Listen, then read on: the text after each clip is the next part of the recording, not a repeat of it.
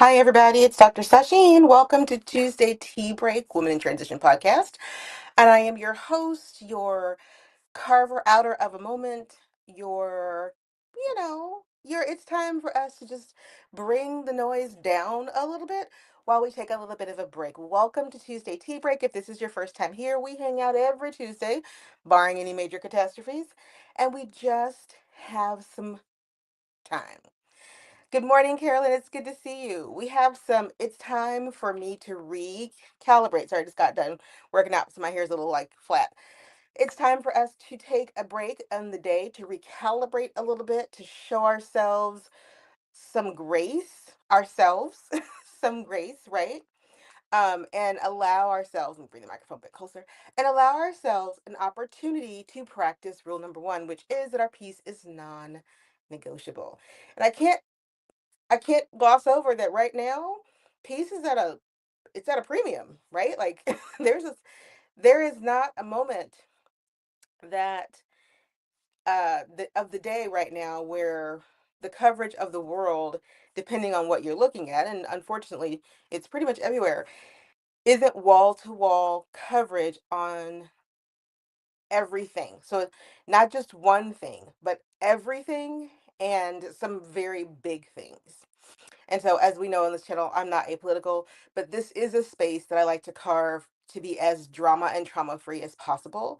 And so, what I want to do today, if you catch this live or on the replay, what I want to do today is provide a space where to you don't have to engage, and it's okay. Like, this is a guilt-free space. You don't have to let your mind be thinking about the 50, 11 jillion things that are happening in the world or in your personal life. You can, for at least the next 28, 30 minutes, right?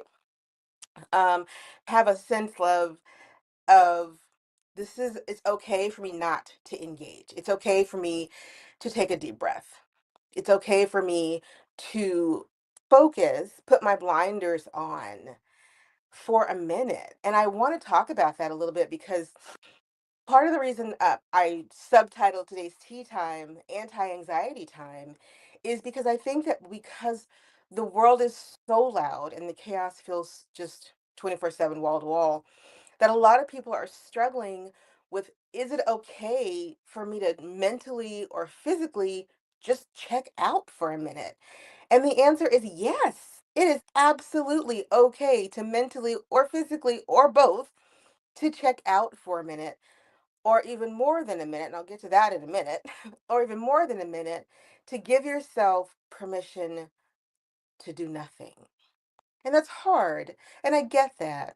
But that's part of what this time is every Tuesday, is ourselves giving ourselves permission to do nothing, to have a cup of tea, to have a little conversation, to talk about the weather or new books or what's happening in your life or the trips that we're taking or the holidays, if that's where we are, or things that remind us that outside of the tornado and hurricanes of chaos are is a life that still has to be managed, is a life that still has to be lived, right? So I'm hoping that today, if you, like I said, whether you catch this live or on the replay, I'm hoping that today what you find is your space, your lane carved out, your castle with the moat around it. So I'm really big on this imagery when I'm talking to people. You are standing inside your own castle, and outside of the castle is the world, right? It's all the stuff. It's the chaos. It's the news. It's social media. It's people talking to you. It's right. Um, you have two choices every day. You let the drawbridge down and you go out and engage with what's out there, or you cannot. Oh, I love that you stayed in bed. I love that you stayed in bed. If I could do tea time from bed today, I probably would too, because it's just that kind of day. But that actually really helps my point about the castle. Some days you shouldn't put the drawbridge down. You shouldn't do it, right? Your castle is literally the only space that you can control.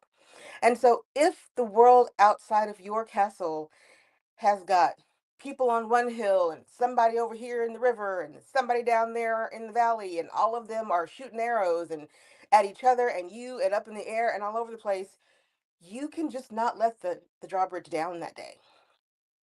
Just don't let it down, because you are not going to do anybody any good if you don't have a place of peace.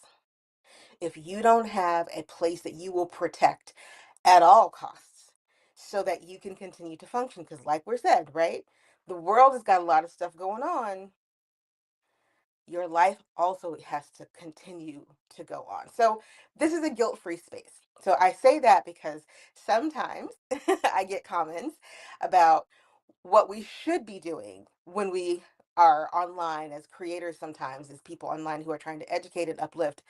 Um, and I like to remind people this space is not for everyone. Absolutely not for everyone. If you're the kind of person who feels like every person who goes online should always be ringing the alarm, then this is not the space for you.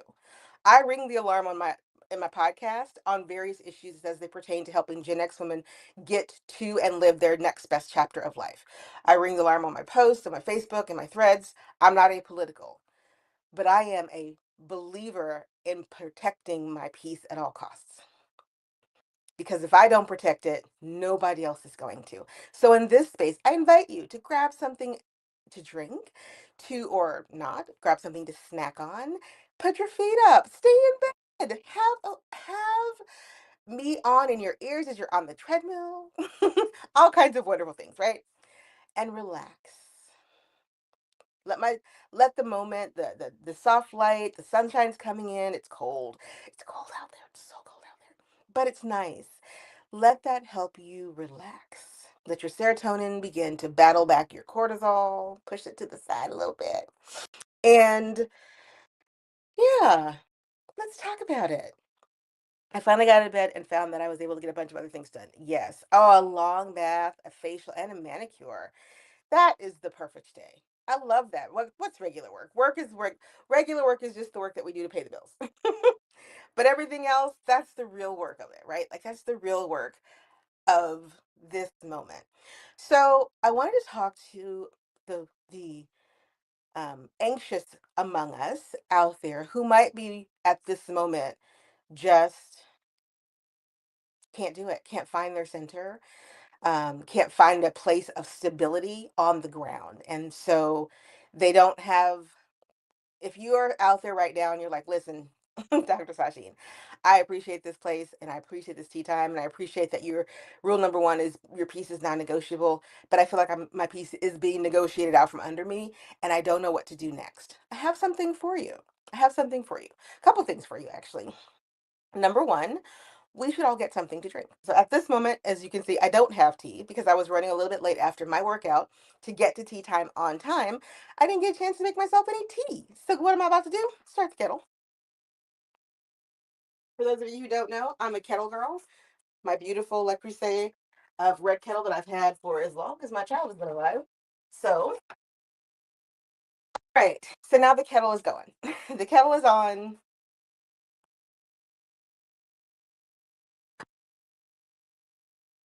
The teacup has been retrieved. Today we'll be doing owls for those of you who are always interested in the cups. We're doing owls today.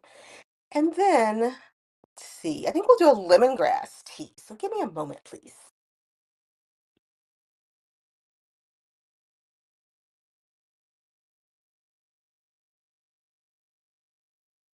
Yep, we're doing a Zen biology.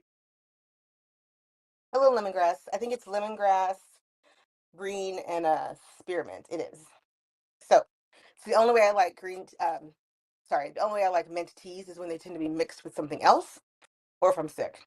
They're perfect. All right, so while I'm waiting for the kettle to do the kettle thing, I promised I'd give you something if you're out there and you're just like, oh, oh, it is. Let me hold that up so you can see it. Tazo, it's called the Regenerative Organic Zen. Um, so I've been teaching college classes for many, many, many moons.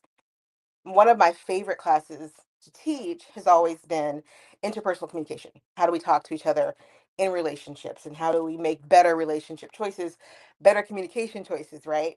In those relationships. So part of every class, I teach a module on intrapersonal communication, the talk that we do to ourselves that really guides how we tend to see ourselves and how we think other people see ourselves. So intrapersonal communication, it's a pretty large field.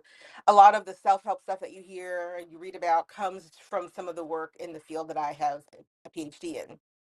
One of the concepts that I like to teach my students, and I also like to give my clients that I work with one-on-one, is this concept of nexting. And it sounds odd, and it's not mine. I took this directly from someone else, from my years of teaching and reading 1,001, journal articles and textbooks. But when I came across, I believe it was Susan Collins, when I came across this concept of nexting, probably so many years ago, it really resonated with my students, and it helped us find a framework for how to get through a moment, especially when the moment does not appear to be on the rails in a way that's helpful to you, right?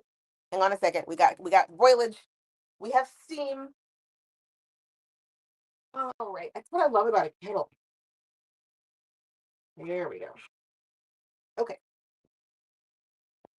That's what I love about a kettle, right? Because that kettle on the stove, it's just, and I just love the sound, the popping sound of metal. Anyway, I know it's crazy, but it's that cozy feeling, right? I like my house to feel cozy, and boiling water in a kettle feels cozy. Okay, back to my point.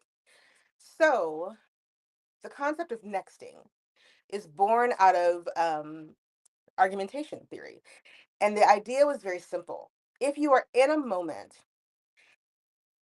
and you forget how to get out of the moment, right? If you remember the goal, the bigger goal of why you're in this moment, like, if you're, so this is in concept of relationships, so it really applies to everything.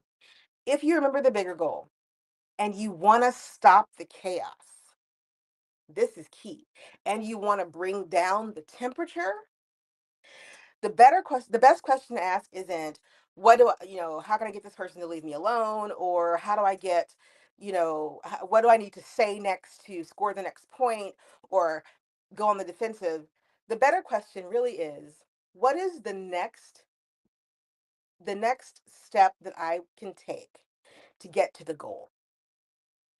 And that is a very different position to take than what is the next step I can take to win the argument, or what is the next step I can take to prove that I'm right. Because the goal, and for us, we're going to say that the goal is protecting our peace, right? That making sure that when we step out of our castle walls, that our moat is strong, that surrounding our castle is our moat of peace. So what is, if there are people, you know, doing stuff to our moat, and we're getting really upset because our peace is being threatened, and our peace is being, people are trying to punch at our peace, you can fight back, and that's absolutely, that is a response. Fighting back is always a response. But you can't keep fighting forever, because that doesn't help your anxiety. It doesn't restore your peace. It just puts you in battle all the time. It literally just puts you in battle all the time. But if you ask yourself, what is the next best step that I can take that gets me here? And if here is a restoration of my peace, the options start to look different, right? When the next best step to get to restoration of my peace might be, oh, I don't actually need to fight you at all. I need to disarm you. And disarming might mean I walk away. It might mean I hang up the phone. It might mean I block your number. It might mean that I need to find a new job. It might mean I need to find a new relationship. What it doesn't mean is that I continue to do this with you in this moment like this, because this doesn't get me to my goal. So the next best step to get to my goal, which is to restore my peace, I'm going to disengage with you, because fighting with you doesn't serve that goal, right? So when you start thinking about what is the next best step, not what is the perfect thing I can do, not what is the big grand gesture, don't get me started on big grand gestures, but what is the next best step that will get me to the goal that I'm actually here to achieve. And when we think about nexting, which is what she calls it, the author, I believe her name was Susan Collins. I have to find that out. When we stand in the nexting moment and say, what's next? What is the next best step? It requires us to stop, right? It requires you to not let fly. But it also, even if so, let's say you're not in the midst of an interpersonal, argument with someone, but you're watching your television at home and the TV and the social media are full of the world's chaos and you are afraid and you are paralyzed with indecision because you don't know how to help. You don't know what you should do next. You don't know which way to turn. And you don't know who you can trust. If you ask yourself, what is the next best step that I can take to help this goal? And whatever that goal is for you. If you want to become active and you want to get more active, but you don't want to fly to Minnesota because you live in Alaska, right? What is the next best step that you can take to help the people that you want to help? If you're in Chicago, you're in LA, you're in another country, and what you really want to do is find ways to bring some joy to people who are struggling. But you can't, you don't have extra income or you don't want to fly back to the United States because it's crazy. What is the next best step that I can take in service of the goal of helping people find more joy? When I put together my thought processes about today, I really asked myself, in the midst of the chaos of the moment, what is the next best step that I can take to help people remember that it's okay to take a break? And I realized I could teach you about nexting. I could teach you about the concept of standing in the moment and not trying to find the best response and not trying to keep engaging with the chaos, but to disengage and allow yourself, your mind to settle by asking, what is the point here? And what is the next best step that gets me to that point? What is the point here? And what is the next best step to get me to that point? Now, I have a child. I don't talk about him a ton. I don't talk about my family a ton online, but I do have a son. He's 13. Just crazy to me that I have a teenager. But when you're parenting, it's actually really helpful sometimes to remember that nexting is important because kids kids can test you and test your resolve. But sometimes you just have to remember, what is the goal here? Is the I mean, I want to be right. Absolutely, I want to be right. Hands down, I want to be right. But I also want to teach, right? I want to make sure that in my rightness, I don't become just an arrogant bully to my child. And so many people just want to be so right that they become arrogant bullies to people who just stop listening to them. So in practicing my own, you know, practicing what I preach, sometimes I have to stop the chaos and say, what is the next best step to get to the teaching moment that I want to get to? So how do I bring down this moment? How do I ratchet down this moment so that I can get to the teaching part, right? Because in the moment of dealing with people, we get really angry or frustrated or sad. Emotions can run so high, so very high. But if the goal is to keep the balance of the relationship, if the goal is to build the confidence of a young person, and to not and to show them, ways to manage things that are frustrating to them, then I'm practicing that by saying, okay, so what is the next best step that I can take right now as mom who's frustrated to help make sure that this communication, this event that we're in, goes towards healing, goes towards education. Sometimes that means mom walks away and says, I'll come back, you go to your room, I'm gonna go over here, we'll come back together and chit chat. Sometimes it means that I need to provide some discipline to said small person because that is the next best step to the thing that we're talking about.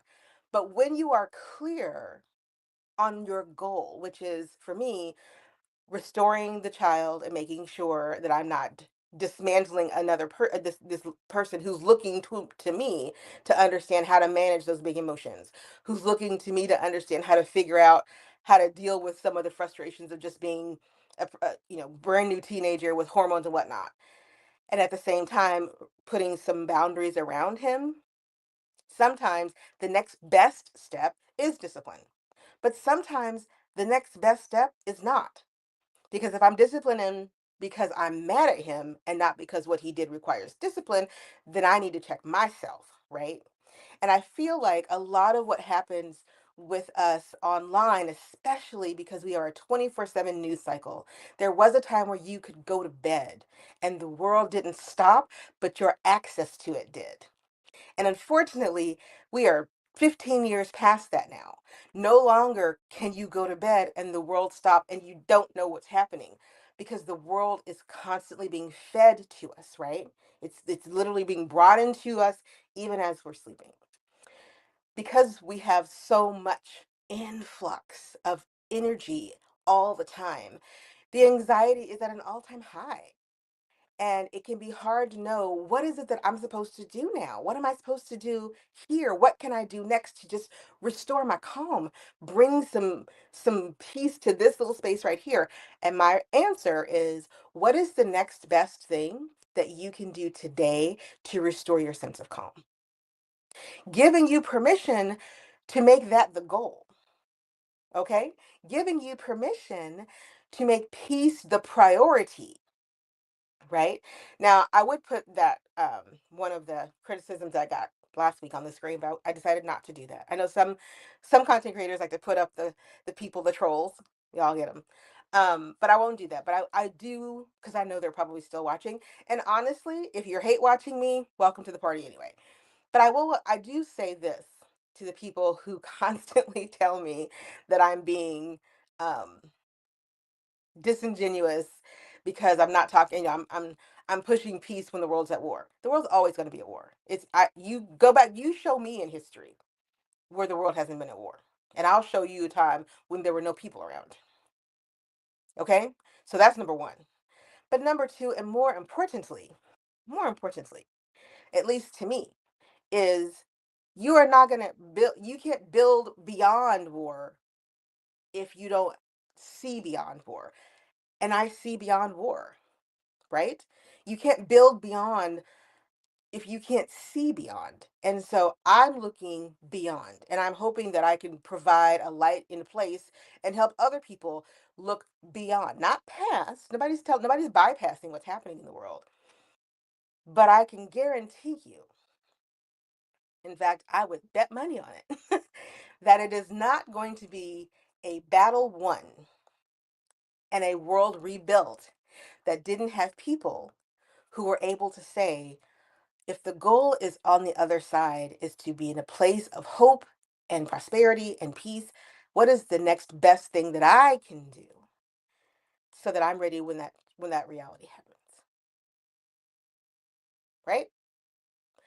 What is the next best thing that I can do to make sure that I am at a place where my body and my mind and my spirit are in harmony so that I can be of service or so that I can just live okay? Because this moment, this very big moment, is hard on the body, it's hard on the mind, it's hard on the spirit,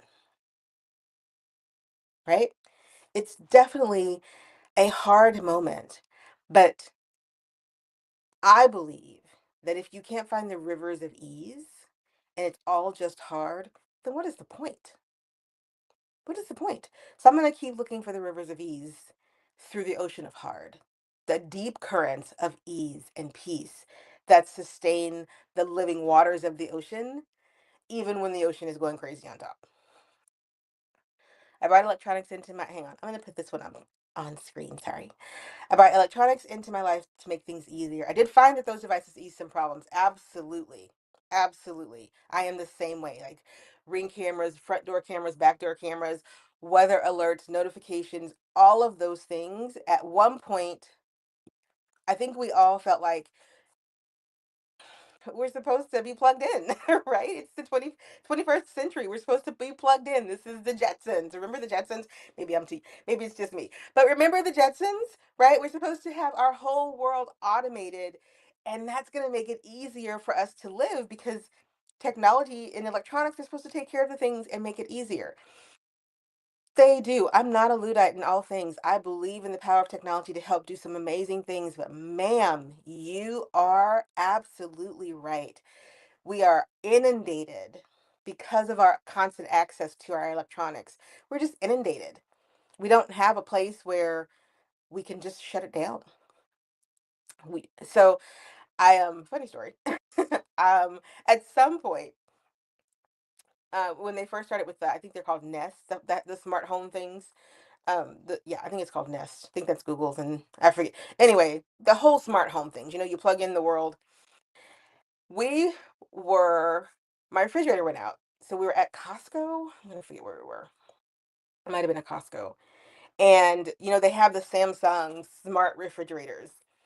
Um, and so we were talking to the sales guy about the refrigerator, and he was like, "People really love their smart refrigerators. Like, you can sync it to your phone, and just, I mean, he's given us the bells and whistles." And then he said something really interesting, which was, it's really fascinating to me how much people want to sync every aspect of their life. But the minute this thing breaks, they don't have access to anything that this refrigerator does anymore. Like, it just goes down, and there's there's no one to fix it. So because he was like, I want you to buy a good refrigerator, but I'm just telling you, it's really hard to fix these things if something goes wrong. It's like your car now, right? Used to be that you could take your car to just about any mechanic, they could stick it up on the lift, they could pretty much figure out what was going on with it. Now they have to find the code because so much of the car runs off of an electrical system. Right? So if you have an older car, you might still have a lot of bells and whistles under there that mechanics can pretty much figure out and fix. But a lot of the new cars, if they can't figure out the code, they can't fix what's wrong with it. And so I have an older car, and sometimes it will throw a random code. So I'll take it in. They're like, well, unfortunately, the code cleared itself, so we don't really see, we can't really tell you what's wrong. And I'll be like, you know what? I just know that there was a time when you could take a car, when a car just did something stupid. You took it in and they drove it and they're like, "Oh yeah, it's doing something stupid." That's exactly what it's doing. We're gonna fix that. Now it's like, well, what's the code? I don't know what the code is. You tell me what the code is. It is an interesting conundrum that we find ourselves in, that the very technology that we love for making our lives easier has taken over so much of our lives that it's just stressful now. It's just really stressful now. I'm waiting for my flying car as well. I'm waiting for that tube travel where you just like step in one tube in one place and you end up someplace else. Like, I'm waiting for that. I want to be able to go from where I am right now to like Paris in 45 minutes. I was so bummed when the Concorde was retired. Supersonic flight from, New York to JFK. I think it went to Charles de Gaulle. That flight, when they retired the Concorde, I was just so sad because I never got to fly on it, and I was like, wouldn't it be so cool to go at the speed of sound and get there, just get there? But alas, it's yeah, yes, yeah, they took it away, so no Concorde, but a transporter. That's what they were called. Man, I want like the transporter, or like Star Trek, Star Wars, the holodeck, or the you step into the thing and it like vaporizes you and you end up someplace else. I want that. You can keep these refrigerators. Like, that is not helping me. I don't care if my refrigerator can figure out my grocery list. I can get a piece of paper and a pencil and figure out my grocery list. Give me something that will actually help my life at this point. I don't need another bell or whistle. Like, I don't need another bell or whistle. I don't care. Just give me something that will make traveling from point A to point B faster. Because let's be clear, it's 2026. It still takes forever to get anywhere.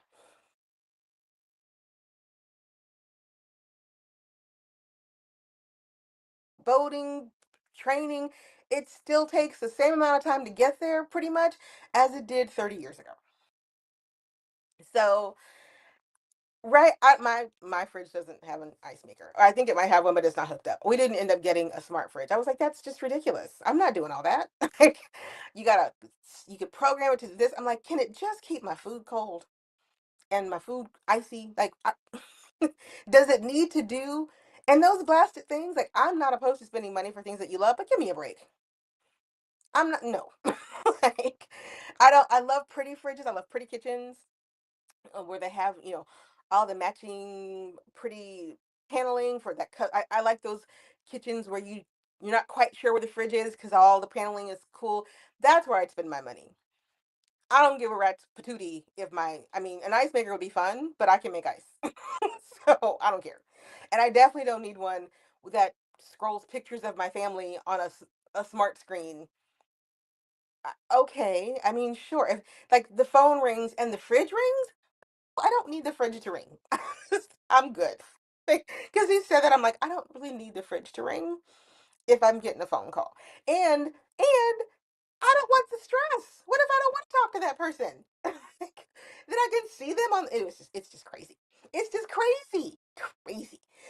But all that to say, one of the next best things a lot of us could do is put our phones on Do Not Disturb at night.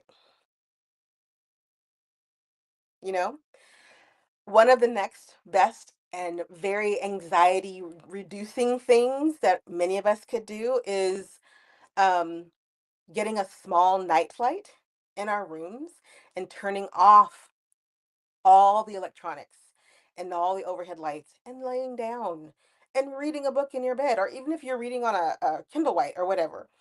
Um, you know, giving yourself pockets where there is no intrusion allowed of things that will increase your anxiety, right?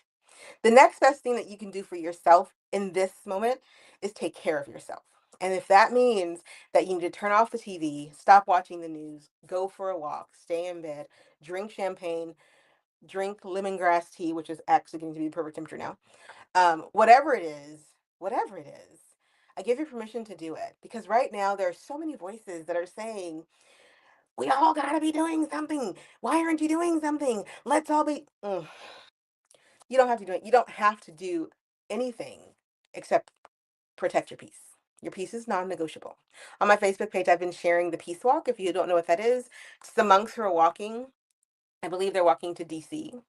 And I have been sharing their journey on my Facebook page and talk just every day when they show up where they're supposed to be, some of the crowds along the way, and just their journey and their dog Aloka. I follow the dog and I follow the monks as they're walking, and I am not Buddhist. I'm not Buddhist.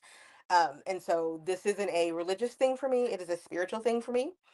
And I love that people have come out to give them food and sustenance and just to be there along the way to make sure that they're safe, that they have that they have what they need as they make this walk for peace.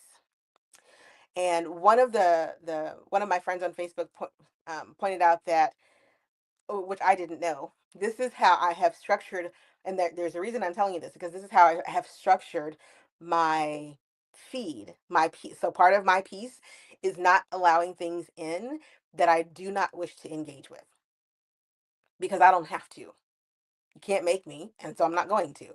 And so my friend was pointing out that the monks are being protested as they're walking towards DC, that there are organizations, religious organizations, who are protesting as well as the monks walk. So when they show up, they're met with not so kind people saying not so great things. And I said, so as she's posting about that, I said, oh, that's wild, because I didn't know that was happening. So from my perspective, these monks are just walking and people are supporting them and they've got good security and everything is going well. And so she was like, yes, but there's this other side. And so we were talking about that, the two perspectives, right? She's seeing, because she's looking at the other side, which are the people who are protesting.